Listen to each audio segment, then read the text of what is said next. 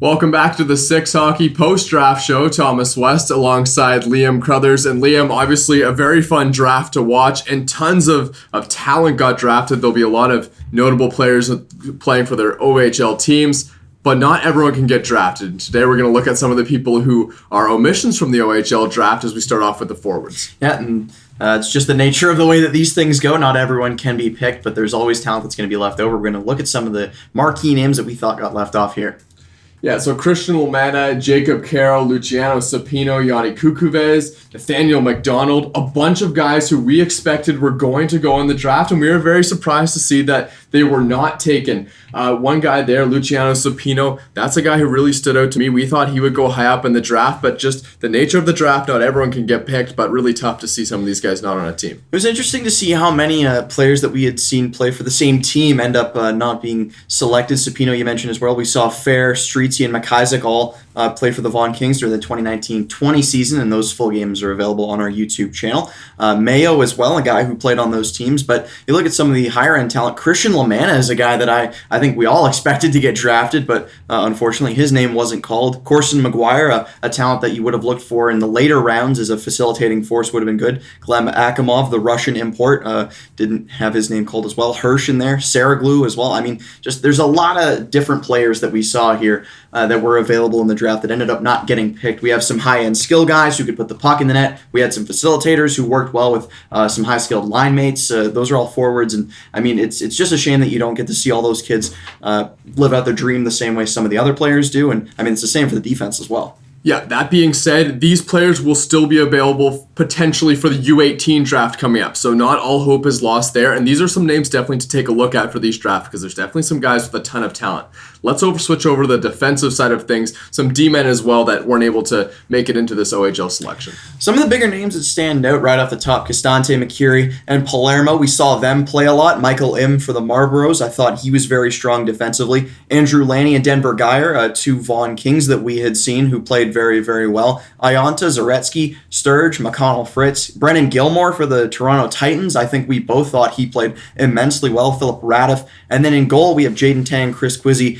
I mean, just two very impressive goaltenders that I think we were surprised that we didn't see there. And it's just, again, like we saw with the forward core, here we have some defensemen who are capable of doing different things. And, whether that be offensive production, whether that be shutting things down. And for the goaltenders as well, those two guys that we mentioned, Tang and Cooksey, I think we both assumed that they would get drafted. Unfortunately, that wasn't the case.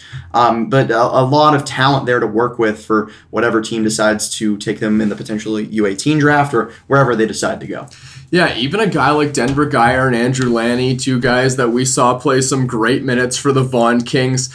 We have some players, though, that we wanted to feature that we specifically thought are some of the picks that we expected to go much higher in this OHL draft, but did miss it. We'll start out now with, first of all, Luciano Supino is a guy who he was one of the leaders on that Vaughan Kings team. He was one of the scoring leaders on that Vaughan Kings team, 29 points in the regular season, and well, this is just a guy who got missed out on. So it's someone who you definitely want to look at for the upcoming U18 draft, and a guy who could be very important to an OHL team, if not now.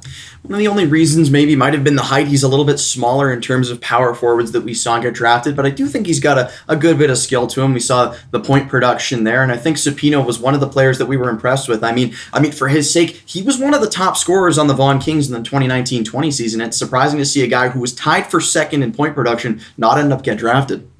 Yeah, and another guy as well, Nathanial McDonald. Now, this is a guy who did not lack size at all. He's one of the biggest players that was probably available in the OHL draft, and that's one of the reasons that we thought that he would probably get picked in the OHL draft. Surprising that a team did not take a flyer on a big guy like Nathanial McDonald. Yeah, and we see that it's often OHL teams will opt for size if that's the first thing that jumps out to them. I mean, regardless of point production or what he was able to do in his offensive zone or the defensive zone for that matter, Nathanial McDonald was a big body that I think any team could have used. I'm reminded of a comparable Curtis Douglas, former Barrie Colt and Windsor Spitfire, about the same size. I mean, up there pushing 6'6", 6'7", and those are two very big bodies that you can always use on the ice because they can facilitate play for their teammates and they can rough things up if the game starts to get a little bit dicey. It's very surprising that he didn't end up having his name called. Yeah, something that we see in the OHL quite a bit. There's some rough play and there's some big guys that can have a role on a team, but once again, U18 draft potential. Okay, let's take take a look at another angle right now. We're looking at the OHL picks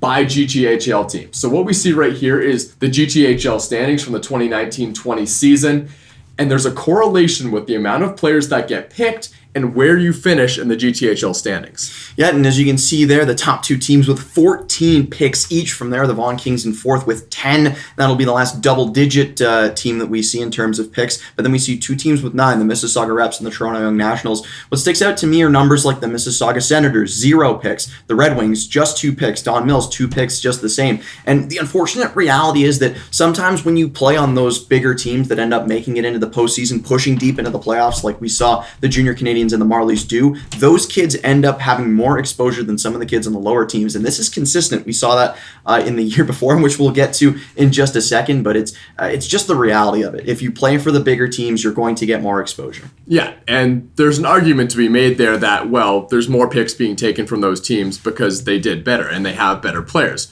which is absolutely true. Another thing to look at as well, if let's say you're a fan of the GTHL, not only are you looking to win a championship in the GTHL, but it's also important to be looking at things like how is your team doing? Because if you're playing on a better team, you have a good chance of getting picked. Yeah, and we see that all the time. After a year finishes, players sometimes will switch teams to be able to get more exposure.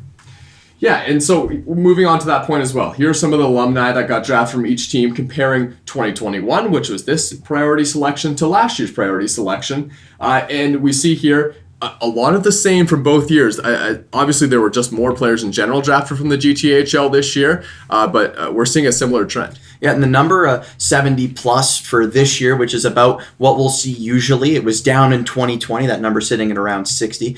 And I mean, it's just consistency, and we can see it here. We saw it in 2020 and in 2021. Those big marquee teams like the Junior Canadians and the Marlies do have double-digit players picked, and from there, things begin to taper off. And I mean, there is something to be said for the amount of talent that is on those teams. After all, they do finish higher up, and they do make pushes into the playoffs. But that's not to say that there isn't a good amount of talent that does end up getting missed. We saw a lot of those players that we had talked about off the top come from some of those teams that didn't finish as higher up in the standings, maybe as those teams would have liked, but there's a lot of talent there for sure.